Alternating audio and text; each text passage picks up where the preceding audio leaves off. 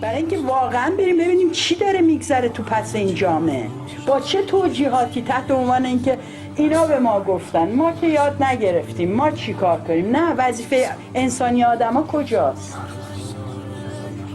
مسئولیتی که ما انتظار داریم، ما از قاضی و قضات و نمیدونم عناصر این رژیم میگیم مسئولیت پذیری، دادخواهی، بعد خودمون کمترین مسئولیتمون حاضر نیستیم به عهده بگیریم. مسئولیت این که این همه بحث کشتار همجنسگرایان تو ایران بوده، بعد البته من بگم من اصلا معتقد نیستم کشتار وسیع بوده، اعدام‌های اساسا نه. سرکوب دوستان عزیز فقط نابودی فیزیکی نیست، خودکشی‌هایی که اتفاق میفته، عملهای تغییر جنسیتی که تو ایران اتفاق میفته و کسی اینجا شما در هیچ نشریه سیاسی نمی‌بینی راجع به این قضیه حرف زده باشن. هزاران آدم زیر تیغ جراحی میرن که نابود میشن، لازم نیست اعدام کنن اساسا، یا از کشور دارن خارج میشن یا خودکشی میکنن یا زن و مرد مشخصی که اونا میخوان باید بشن زیر تیغ جراحی های ناقصشون. تقلیلگرایی که ما در بخشی از آکادمیسین ها و فعالین جنبش زنان امروز میبینیم میبایستی مورد نقد قرار بگیره. ایشون صحبت از این کردن که ما در واقع برخی تغییرات داره به طور تدریجی و آهسته صورت میگیره. ببینید اینکه ما 34 سال باید صبر بکنیم تا اینکه یک رئیس جمهوری سخنگوی وزیر امور خارجش رو که فاقد هر گونه اختیاری در عرصه سیاست داخلی هست یک زن معرفی بکنه و امروز ما بشینیم اینجا و تایید بکنیم و کف بزنیم بگیم گفتمان داره در تو مسائل زنان تغییر میکنه، نشون میده که چقدر ما رو به این حداقل ها به هیچ ها راضی کردن. و به همین دلیل من میخوام بگم که اولا ما از تغییر گفتمان در مورد مسائل زنان در ایران نمیتونیم حرف بزنیم. هنوز گفتمان اصلی حول عفاف و حجاب زن میگرده و سر کنترل بدن زن میگرده. هنوز همچنان ما با این مسئله روبرو هستیم که حرف آخر رو فقها و شورای نگهبان میزنه در عرصه قانونگذاری و محور سیاستی که امروز داره پیش میره، اون چه که به طور روزمره زندگی زنان رو اگه ما بخوایم بهش دقت بکنیم و اساساً از این موضوع بحثمون رو ادامه بدیم، متاسفانه ما با یک وضعیت اسفناک روبرو هستیم که زنان نه تنها اختیار بر بدن خودشون و پوشیدن لباسشون ندارن، بلکه ما با سهمیه بندی جنسیتی تو دوره قبل روبرو هستیم و زنانی که تا به حال تونستن توی یک عرصه هایی هم در سیاست کلان دخالت بکنن، چه تحت عنوان مقاماتی مثل خانم افخم یا مثل خانم ابتکار یا مثل خانم حقیقت جو، نمایندگان مجلس تو دوره‌های مختلف، عملا نتونستن به دلیل ساختار دولتی کار زیادی رو از پیش ببرن. در واقع حرف آخر رو جنبش‌های اجتماعی خواهند زد. این سوال وقتی میگیم همجنسگرایی آیا ژنتیک هست یا نه، در حقیقت پیشفرضمون اینه که ما یک ژنتیک نرمال داریم، طبیعی داریم و جای این ژن ها دچار اختلال میشن یا تغییر میکنن بنا به هر عاملی که بخشایشون ذکر کردن و این باعث میشه که فرد همجنسگرا بشه. اساس ایراد من به این سوال این هست، چون من میتونم بگم که دگرجنسگرایی ژنتیک هست، شما بیاید ثابت بکن، بعد به خیلیا برخواهد خورد، چون بعد میگن که یعنی چی، یعنی ما اشکال داریم. بحث بر سر اینه که وقتی ما واژه ژنتیک رو استفاده میکنیم در حقیقت داریم دنبال دلایل اشکال میگردیم. از اونجایی که من همجنسگرایی رو نه یک اشکال میدونم نه یک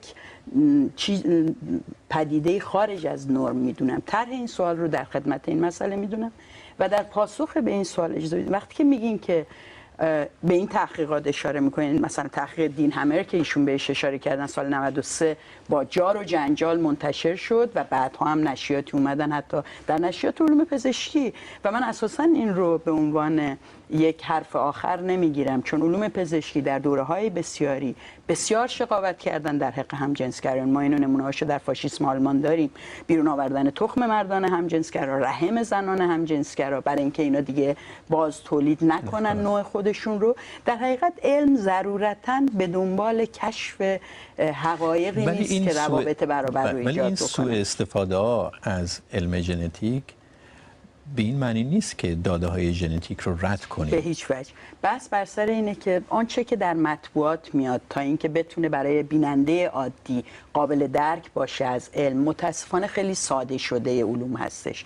در حقیقت علم ژنتیک نوع بررسی و تحقیقش یک نوع هست، نوع دیگه ای داریم که تو عرصه روانشناسی به این تحقیق میپردازه و عرصه دیگر عرصه مسائل اجتماعی هستش.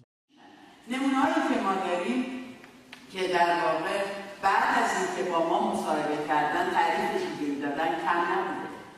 ما نمونه‌هایی داریم که خودشون رو ترانسکسوال میدونستن و بعد از اینکه با هم صحبت کردیم و بحث کردیم یا حرف زدیم رو فکر کردیم که خب آره منم زیاد مشکل ندارم و فکر کنم من ترانسجندرم بیشتر. اصلا نمیشناسن واژه‌ها رو. در واقع نمونه‌هایی داریم که هورمونتراپی کرده، عمل تغییر جنسیت رو انجام داده و در ترکیه با واژه لزبیان آشنا شده.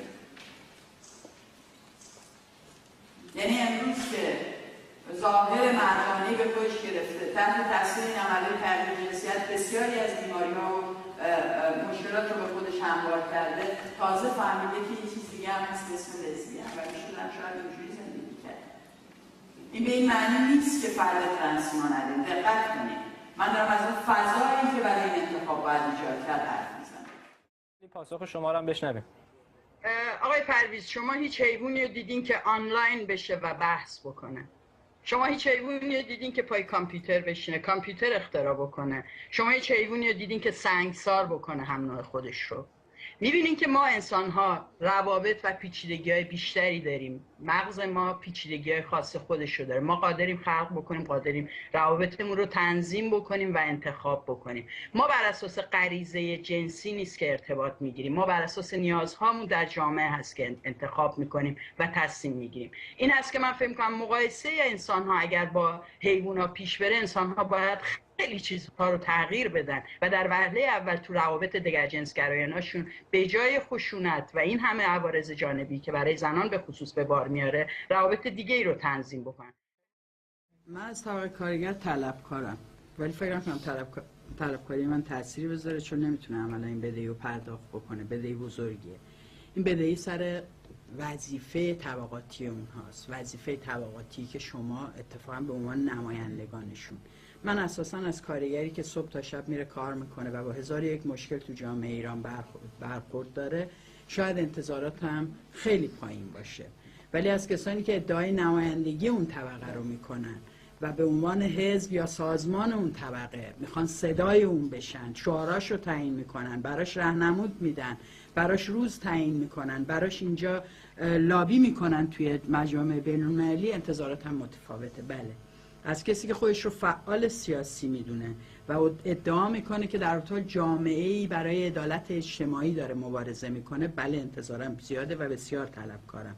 برای اینکه اتفاقا دوستان عزیز بحث بر سر این نیست، سپر اشاره کرد، بحث بر سر این نیستش که ما حق زندگی خصوصیمون رو از کسی طلب کنیم. به هیچ کس ربطی نداره و آدما دارن این زندگی رو میکنن، خیلی هاشون هم موفقیت آمیز. بحث سر این که ما داریم حق اجتماعی خودمون رو و حق سیاسی خودمون رو طلب میکنیم. در واقع میخوایم توی مناسبات موجود رول خودمون رو اونجور که شایسته است بازی بکنیم. هر کدوم از ما هم جایگاه اجتماعی متفاوتی دارن، تاثیرات اجتماعی متفاوتی دارن، بعضیامون تونستن، بعضیامون نتونستن. من وقتی با بچه‌هایی که تازه از ایران اومدن مصاحبه میکنم، بسیاری از بچه‌های گی، این در مورد بچه‌های لزبیان کمتر صادقه، بسیاری از بچه‌های گی تحصیلات دیپلم ندارن. شما فکر می‌کنید آدمای کم‌هوشی هستن؟ من برای شما آدم مثال میزنم تو مدرسه استثنائی‌ها میرفته و مجبور شده دوم دبیرستان ول کنه. یعنی بله بدهکار این جامعه به این آدما، برای اینکه تو خیابون کارگر ساختمانی میگیره بهش تجاوز میکنه. جامعه‌ای که نه دنبال این میره که قانونا از اینا حمایت کنه و هر جایی ضعیف میبینه میره سراغ کشتنش، این جامعه اشکال داره، جامعه بیماره. ما به لحاظ فرهنگی توی این 33 سال جمهوری اسلامی یک اتفاق جدی توی جامعه ایران، کسانی که ادعا میکنن انقلاب بعدی ایران یک انقلاب جنسی و ضد مذهب است شوخی میکنن.